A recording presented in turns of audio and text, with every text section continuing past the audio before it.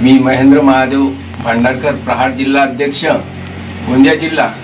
धान खरेदीच्या बाबतीत नवेजरी सेंटरच्या बऱ्याचशा तक्रारी ह्या प्रहार जिल्हा कार्यालयाला उपलब्ध झालेल्या आहेत।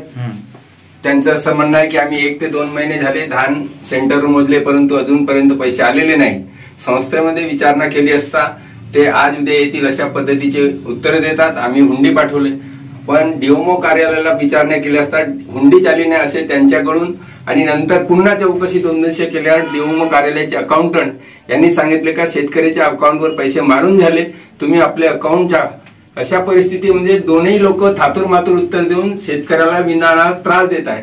ह्या परिस्थितीमध्ये त्यांना देणे असणारे कर्ज ह्या प्रायव्हेट कंपन्या त्यांना वारंवार त्रास देत आहेत। अशा पद्धतीच्या तक्रारी मोठ्या प्रमाणावर प्रहार कार्यालय इथं नोंदी आलेल्या आहेत, आणि येत्या सोमवारी जर त्यांचे पैसे अदा झाले नाही तर गोंदिया जिल्हा पणन अधिकारी यांच्या कार्यालयामध्ये त्यांच्या कार्यालयाची होळी केल्या जाईल। अशा पद्धतीचा आंदोलन, तिथं उग्र आंदोलन करण्यात येईल अशी प्रहार जिल्हा अध्यक्ष मी आज इथून त्या अधिकाऱ्यांना एक सूचना आणि इंटिमेशन सुद्धा देत आहे की त्यांनी तात्काळ त्यांचे शेतकऱ्याचे पैसे टाकावे।